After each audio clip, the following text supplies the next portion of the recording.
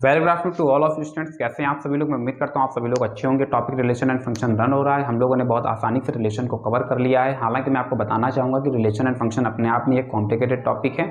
Sets, relation and function अगर इसको ठीक तरीके से पढ़ाया जाए तो आप विश्वास करें ये नियर अबाउट 2 to 3 मंथ का पूरा टॉपिक है। मीन्स केवल 2 चैप्टर जो आप देख रहे हैं। तो इसको जितना ज़्यादा डीप में जा सकते उतना ज़्यादा डीप में जाने की कोशिश करेंगे, क्योंकि अगर ये 2 चैप्टर्स आपको बेहतर तरह से समझ आएंगे तो फिर निश्चित तौर पर आप पूरी बुक को अच्छी तरह से कॉम्प्रीहेंड कर पाएंगे। फिलहाल आज की क्लास में हम लोग फंक्शन स्टार्ट करने जा रहे हैं और देखते हैं कि फंक्शन में हम क्या सीख सकते हैं। तो देखो बच्चा, सबसे पहले तो तैयार होती है फंक्शन की डेफिनेशन। क्या कहा? फंक्शन की डेफिनेशन। सबसे पहले बच्चा क्या पूछा जाता है? फंक्शन की डेफिनेशन। हाँ, फंक्शन क्या होता है? A rule or procedure by which we assign exactly one input and we get exactly one output। क्या कहा? क्या कहा? आ रूल और प्रोसीजर। ये जो रूल यहाँ पर बोल रहे हैं, प्रोसीजर बोल रहे हैं, इसका मतलब रिलेशन है। Means a relation, a rule or procedure by which we assign exactly one input and we get exactly one output। क्या कहा? एक इनपुट देने पर, इनपुट मतलब एक वैल्यू आप दोगे और एक वैल्यू को देने पर अगर आपको एक और केवल एक ही वैल्यू वापस मिल रही है तो इसका मतलब वो जो रिलेशन है वो वास्तव में क्या है? फंक्शन है। क्या कहा? जो रिलेशन है अगर वो इस कंडीशन को होल्ड करेगा, means one input is to one output, तो फिर मतलब वो क्या है? वो एक फंक्शन है। इसको अगर हम लोग रिलेशन के थ्रू, यानी रिलेशन, ये जो भी डेफिनेशन सुना रहे हैं ये definition according to the arrow diagram है। अब अगर इसी को हम रोस्टर फॉर्म पर ले लेते हैं, या अगर हम बात करें सेट बिल्डर फॉर्म की, रोस्टर फॉर्म पर ले लेते हैं रिलेशन आर, तो a1 b1, a2 b2, इस तरीके के ऑर्डर पेयर आपको देखने को मिलेंगे। कहीं पहुंच गए an, bn। कोई जरूरी नहीं है कि ये फाइनाइट ही हो, चलो इससे आगे भी लेकर के चले जाते हैं। अगर इसमें पूछे नंबर ऑफ एलिमेंट्स कितने, तो बच्चा इनफाइनाइट नंबर ऑफ एलिमेंट्स से आपको पता चल रहा है। साथ ही साथ यहाँ पर ये जो भी रिलेशन है इसमें जो ai होगा, ai means a1 a2 a3 up to an and so on, ये सेट a को बिलोंग करेगा। और बच्चा जो bi होगा वो सेट b को बिलोंग करेगा। ये जो r डिफाइन किया जा रहा है ये a क्रॉस b पर डिफाइन किया जा रहा है। किस पर बच्चे डिफाइन किया जा रहा है? a क्रॉस b पर डिफाइन किया जा रहा है। क्या इतनी बात बेहतर तरह से समझ पाए? क्या इन चीजों को आप बेहतर तरह से कैच कर पा रहे हैं? अगर आपको ये बात समझ आ रही है तो बच्चा अभी जो डेफिनेशन सुनाया वो एरो डायग्राम के थ्रू थी, हालांकि अभी वापस से उस पर आ रहे हैं। यहां से जरा समझने की कोशिश करेंगे तो इसके अकॉर्डिंग हम बोलते हैं फर्स्ट, क्या कहा? First component, first components of any two ordered pair, of any two ordered pair of R. जो भी रिलेशन होगा, किसी भी रिलेशन के दो ऑर्डर पेयर के फर्स्ट एलिमेंट को देखो, ठीक है, फर्स्ट कंपोनेंट को देखो। Order pair of R are not equal, then R is a function. क्या मेरी बात समझे? क्या मेरी बात समझे? अगर हम लोग रोस्टर फॉर्म पर पूछते हैं कि रोस्टर फॉर्म पर, रोस्टर फॉर्म के अकॉर्डिंग डेफिनेशन क्या है फंक्शन की, तो आप क्या बताएंगे?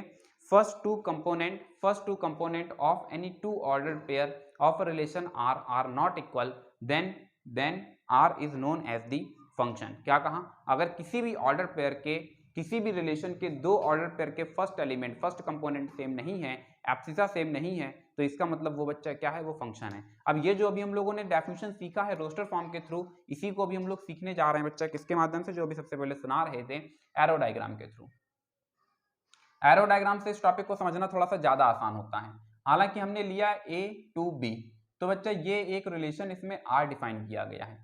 यहां पर ये जो अभी आपको फर्स्ट एलिमेंट्स दिख रहे हैं ये सेट a के अंदर जा रहे हैं, a1 a2 a3 up to an and so on. यहां से b1 b2 b3 up to bn and so on. तो बच्चा यहाँ पर जो a1 है वो किससे कनेक्टेड है? b1 से कनेक्टेड है। ये देखो relation r, a1 is connected to b1, then b1 is connected to a2, a3 b3 an bn and so on. क्या इतनी बात समझ पाए?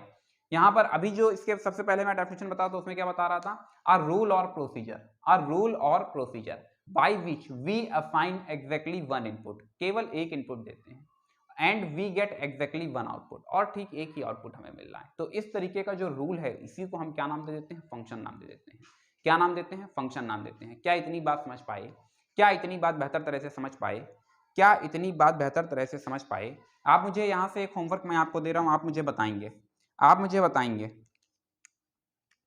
Every relation is a function और नॉट। आप मुझे बताएंगे हर रिलेशन एक फंक्शन होता है या नहीं होता है?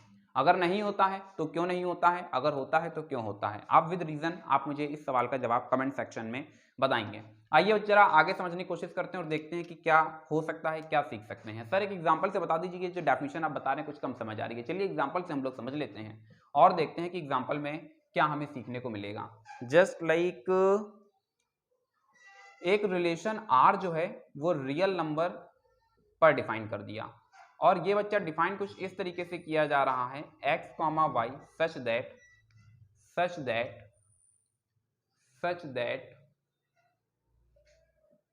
y square is equals to x, y belongs to real number r। अब हम जानना चाहते हैं कि ये जो r रिलेशन है क्या ये एक रिलेशन है या फिर ये फंक्शन में भी जा सकता है।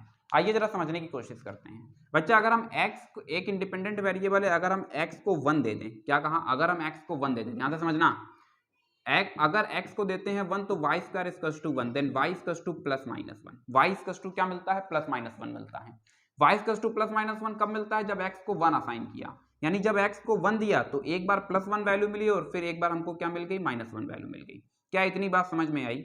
y की एक बार प्लस 1 वैल्यू है, एक बार माइनस 1 वैल्यू है, तो ये देखो प्लस माइनस 1 अभी आपको देखने को मिल रहा है। सेम प्रोसेस से रियल नंबर में तो सभी कुछ आता है, तो इसी तरीके से हम लोग यहाँ से आगे बढ़ सकते हैं। अभी अभी मैंने आपको क्या बताया, अ रूल और procedure by which we assign exactly 1 input. कितनी वैल्यू दी थी, सिंगल 1 दी थी। क्या कहा, वी असाइन एग्जैक्टली 1 इनपुट, केवल 1 दे रहे हैं, and we get exactly 1 output. लेकिन यहाँ पर क्या हो रहा है, एक से ज्यादा आउटपुट मिल रहा है। बच्चा दिया था 1 तो मिलना चाहिए था कोई भी एक वैल्यू, लेकिन यहाँ पर हो क्या रहा है, एक से ज्यादा वैल्यूज मिल रही हैं। जबकि इसी जगह पर अगर हम इस रिलेशन को ये लिख दें, अब जब आप 1 पुट करेंगे तो बच्चा इस 1 के रिस्पेक्ट में आपको y की वैल्यू क्या मिल जाती है, 2 मिल जाती है। तो इससे पता चल रहा है कि ये जो लिखा गया है ये सिंपली क्या है बच्चा, ये सिंपली एक रिलेशन है।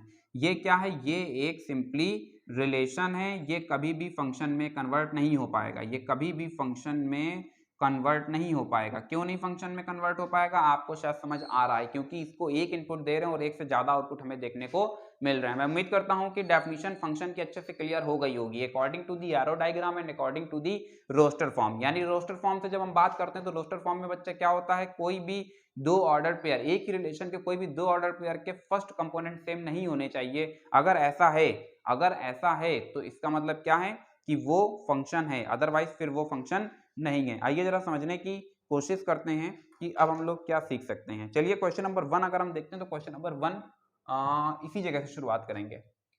इसको भी थोड़ा सा रफ कर देते हैं, बाकी वो जो उधर मेंशन है उसको लिखा रहने देते हैं। हाँ बच्चा, क्वेश्चन नंबर 1 की बात कर रहे हैं। एक्सरसाइज 2.3 पर हम लोग एंट्री कर चुके हैं और एक्सरसाइज 2.3 पेज नंबर मेरी बुक से है 44। क्या कहा, पेज नंबर मेरी बुक से है 44। क्या इतनी बात समझ पाए, क्या इतनी बात बेहतर तरह से समझ पाए? आइए समझने की कोशिश करते हैं। क्वेश्चन नंबर 1 में आपको देखने को मिलेगा रिलेशन आर कुछ डिफाइन किया गया है 2,1 5,1 देन 8,1 11,1 8,1 देन 11,1 देन 14,1 एंड 17,1। ये देखिए ये रिलेशन आर हमको दिया गया है।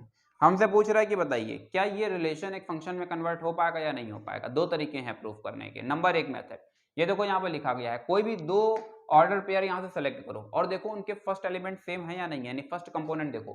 क्या फर्स्ट कंपोनेंट किसी भी दो ऑर्डर पेयर का सेम है? नहीं बच्चा, सबका अलग अलग है। 2 5 8 11 14 17। इससे क्या पता चल रहा है, इसी डेफिनेशन को यहाँ से कॉपी पेस्ट कर देते हैं। इसी डेफिनेशन को बच्चा क्या किया, कॉपी पेस्ट किया और आपका आंसर आ गया। या फिर एक दूसरा तरीका भी है। दूसरा तरीका कौन सा है, एरो डायग्राम से है। इस सेकंड मेथड में हम लोग क्या करते हैं बच्चा, ये जो भी रिलेशन आर है ये किसी सेट ए और बी के अंदर से जनरेट हुआ होगा।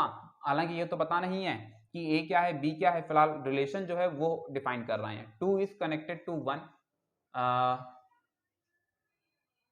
यहां पर 1 बाद में लिखेंगे। ये फर्स्ट एलिमेंट फर्स्ट सेट को बिलोंग करते हैं रिलेशन में, आप जानते हैं रिलेशन की डेफिनेशन। ये देखो ai belongs to a and bi belongs to b, तो ये बच्चा आया 2 5 8 11 14 एंड 17। ये आया देखो 1, 2 1 से कनेक्ट है, 5 1 से कनेक्ट है, 8 1 से कनेक्ट है। ये देखो अभी क्या बताया था, एक इनपुट दो और एक इनपुट देने पर एक और केवल एक ही आउटपुट मिलना चाहिए। क्या कहा, एक इनपुट देने पर एक और केवल एक ही आउटपुट मिलना चाहिए। यहां पर जब 2 दिया तो 1 मिला, मतलब एक इनपुट 2 दिया तो फिर एक एलिमेंट हमको 1 मिला, आउटपुट भी एक 1 मिल गया। जब 5 पुट किया तो इनपुट भी 1 है 5, आउटपुट भी 1 है 1। जब हमने यहां से पुट किया 8 देन वी गेट दी 1। तो इस तरीके से बच्चा ये हमको पता चल रहा है कि ये क्या है, ये एक रिलेशन है। क्या इतनी बात समझ पाए, क्या इतनी बात बेहतर तरह से समझ पाए? अच्छा, ये डेफिनेशन तो आपको अच्छे से क्लियर हो गई होगी, मुझे पता है। अभी मैं ये भी समझ रहा हूँ कि आपको इसमें थोड़ा सा समझने में दिक्कत आ रही होगी। बच्चा जो समझा रहे हैं, जो बताने की कोशिश कर रहे हैं, उसको ध्यान से समझने की कोशिश करेंगे, बहुत जरूरी है। तो एक काम करते हैं कि अब जरा इधर से कुछ रफ करते हैं, क्योंकि ये डेफिनेशन आप अच्छी तरीके से समझ चुके हैं। और इसी के साथ में चलो चाहे क्वेश्चन और बताते हैं, फिर इसे रफ करते हैं। हाँ, 1 3 1 5 2 5 इसी का थर्ड पार्ट है, रिलेशन आर इस बार डिफाइन किया गया है 1 3 1 5 एंड 2 5, 1 3 1 5 एंड 2 5। ये देखो बच्चा रिलेशन आर हमारे पास रहा। अब ये जानना चाहते हैं कि क्या ये फंक्शन में कन्वर्ट हो पाएगा या नहीं हो पाएगा। इधर से देखो, इसका 1 क्या कहा गया है, कोई भी दो ऑर्डर पेयर के फर्स्ट कंपोनेंट सेम नहीं होने चाहिए। जबकि यहां पर देखो दो ऑर्डर पेयर के फर्स्ट कंपोनेंट क्या हो चुके हैं, सेम हो चुके हैं। क्या बताएंगे, since first components of two order pair have the same value means are equal, therefore relation R is not a function। वो केवल एक रिलेशन ही रहेगा। इसी चीज को अगर हम यहाँ पर दिखाएं किससे, एरो डायग्राम से, तो बच्चा देखो आसानी समझ आ जाएगा।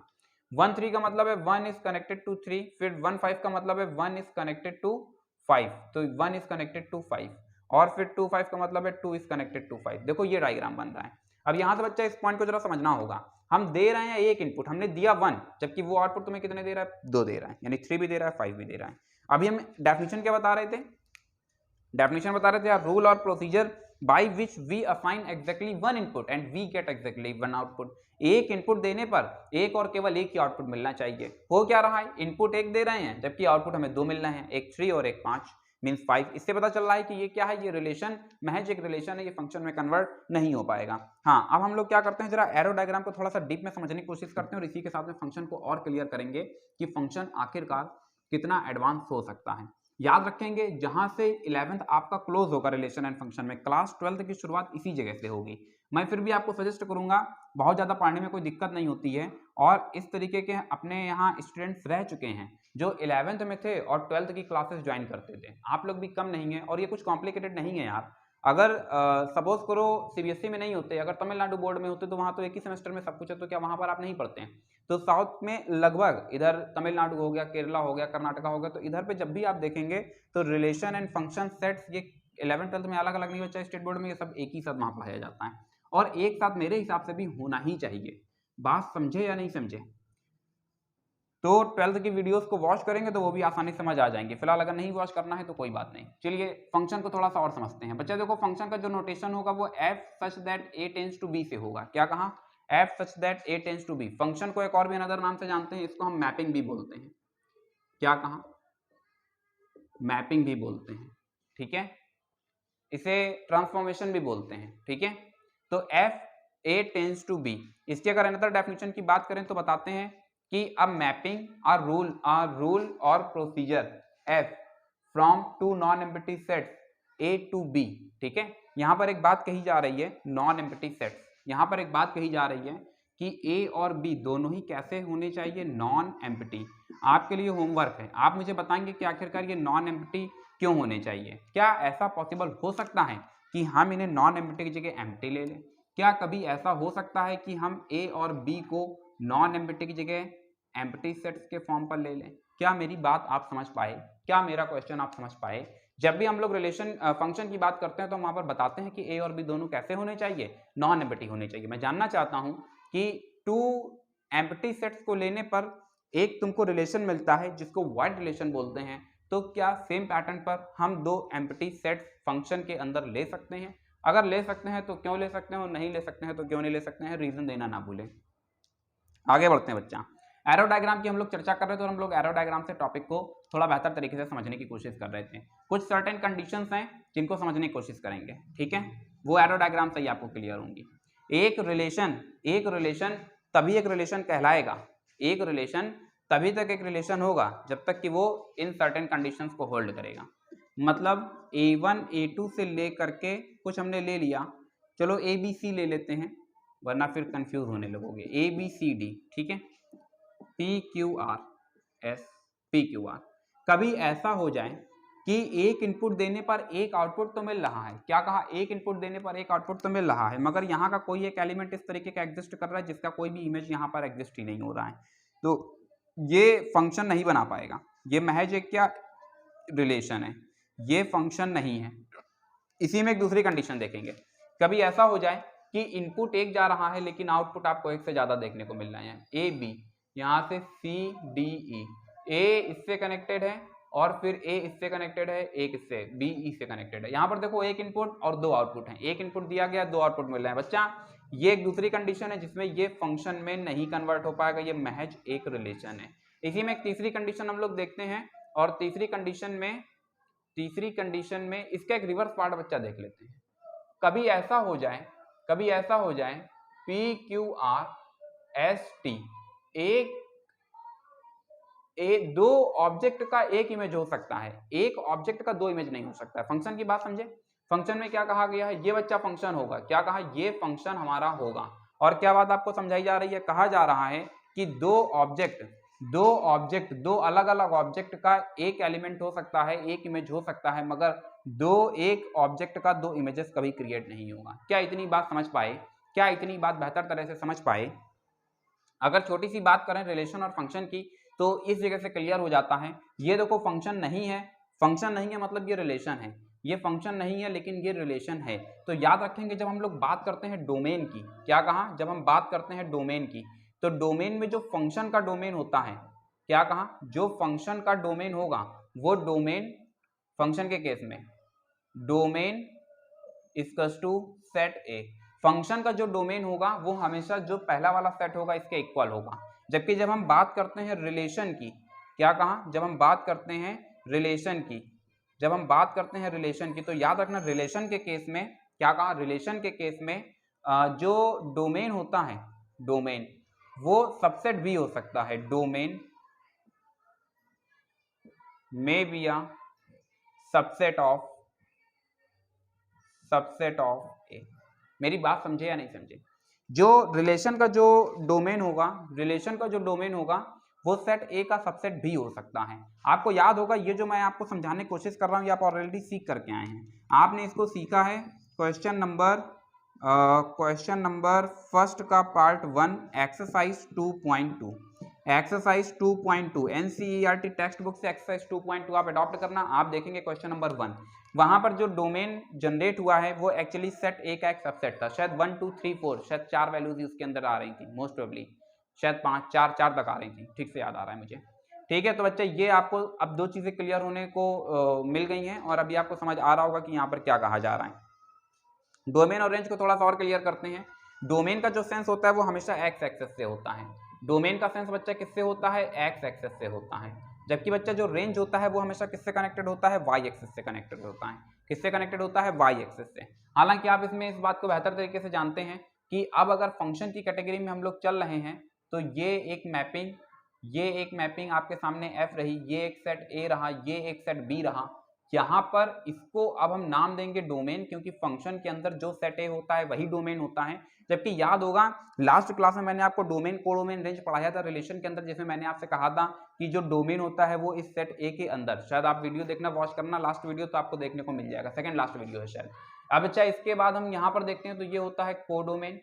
ये क्या होता है, ये होता है कोडोमेन। इस कोडोमेन के अंदर तुम्हें एक और दूसरा ब्लॉक देखने को मिलेगा जिसको हम नाम देते हैं रेंज। क्या कहा, रेंज। हाँ, रेंज कोडोमेन के इक्वल भी हो सकता है। क्या कहा, रेंज कोडोमेन के इक्वल भी हो सकता है और वो उसका सबसेट भी हो सकता है। लेकिन याद रखेंगे सेट ए और डोमेन में हमेशा सेट ए जो होगा वो डोमेन के इक्वल होगा, या फिर यूं कहें कि डोमेन जो होगा वो सेट ए के इक्वल होगा। ये ब्लॉक बच्चा यहाँ तक इतना पहुंच चुके हैं। इसमें हमेशा x बिलोंग करेगा और इसमें y equals to f x belongs to set B. तो मैं उम्मीद करता हूँ कि इतनी चीज़ें आपको समझ आ रही हैं। क्वेश्चन नंबर 2, 3, 4 और 5 ये हम लोग नेक्स्ट वीडियो में डिस्कस करेंगे। फिलहाल आज के लिए बस इतना ही। Thank you so much to all of you and may God bless you all.